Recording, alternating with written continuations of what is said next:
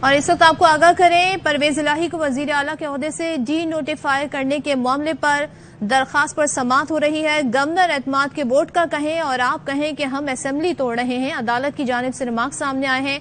अदालत ने कहा हमें आपकी बात ठीक लगती है, काबीना के बगैर वजीर आला को काम करने देने से काम तो नहीं चल सकता। आबिद खान से मजीद जानते हैं, बताइएगा आबिद।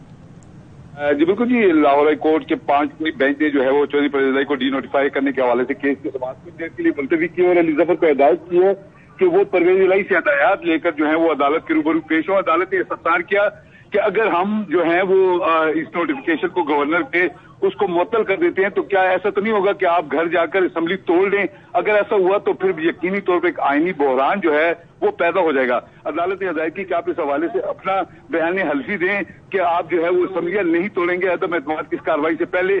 तो जिस पर अली जफर को अदालत ने हिदायत की कि जाके चौधरी परवेज इलाही से जो है इस हवाले से हदायत दी जाए।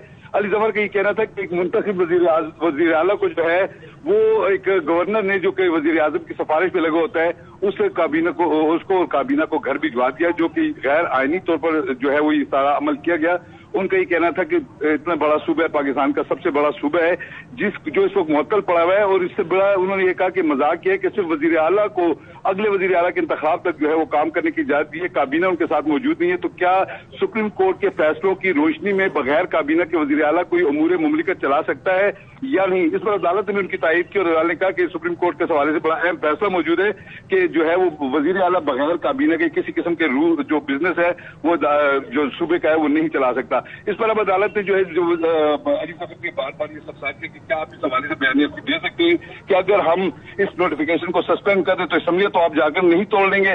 तो अली जफर का ये कहना था कि इस हवाले से उन्हें अगर कुछ मोहलत दी जाए, जिस पर अदालत ने उन्हें कुछ देर की मोहलत दी है ताकि वो हदायत लेकर अदालत के रूबरू पेश हो और अदालत को ये बताएं कि आगे सिलसिला कैसे चलेगा। अदालत ने करार दिया कि हम कुछ पाबंदियों के साथ जो है वो अपना हुक्म देंगे। अगर ऐसा ना हो कि हम यहाँ नोटिफिकेशन सस्पेंड करें और आप जाके असेंबलियां तोड़ ले तो इससे शुरू में शदीद आईनी बहरान पैदा हो जाएगा। अब इस केस की समाअत अदालत ने कुछ देर के लिए मुलतवी कर दी है ताकि अली जफर चौधरी परवेज इलाही से हदायत लेकर दोबारा अदालत के रूबरू पेश हो सके। यानी कि हिदायत लें, इसके लिए मोहलत अदालत की जानिब से दे दी गई है परवेज इलाही के वकील अली जफर को और समाअत कुछ देर के लिए मुलतवी हुई है। आबिद ये बताइएगा, आज दलाइल दिए परवेज इलाही के वकील अली जफर ने, क्या मौकिफ अपनाया उन्होंने?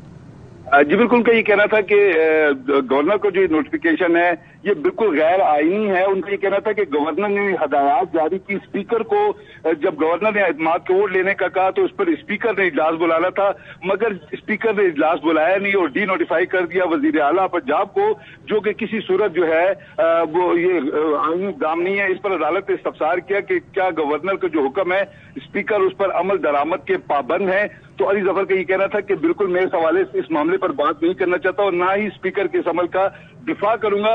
उनका ये कहना था कि अगर सेशन चल रहा हो तो फिर किसी सूरत जो है वो नहीं किया जा सकता, गवर्नर जो है ऐसे अहकाम जारी नहीं कर सकते। ताहम अदालत ने करार दिया कि चलते सेशन में कहीं भी कोई आईनी कदगन ऐसी नजर नहीं आती जिसके तहत जो है वो गवर्नर किसी को जो है वो एतमाद का वोट लेने का न कहे।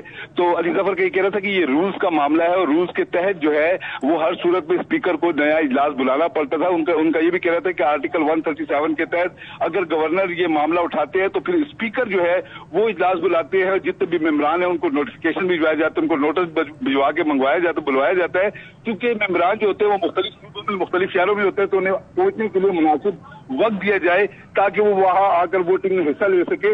उनका ये कहना था कि ये आईनी तकाजा है। अदालत ने ये करार दिया कि ये वोटिंग का अमल तो अब भी हो सकता है, अगर रीजनेबल टाइम दे दिया जाए तो ये एक आईनी तकाजा पूरा हो सकता है और इसमें कोई ऐसी इबाम की बात भी नहीं है।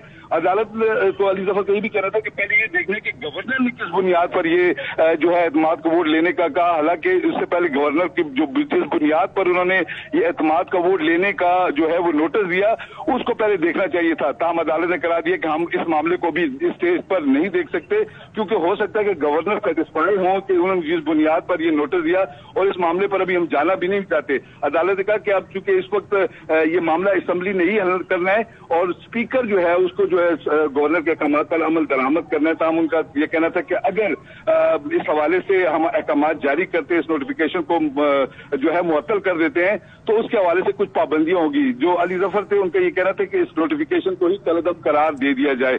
अदालत ने करा दिया कि अगर हम इस नोटिफिकेशन को कलअदम करा देते तो फिर तो आपकी ये पटिशन जो है ये ही गैर मुअस्सर होकर रह जाएगी और इसके बाद जो है ये पूरा आईनी बहरान जो है वो सुबह में पैदा होगा। नुमाइंदे आगा कर रहे थे, बहुत शुक्रिया।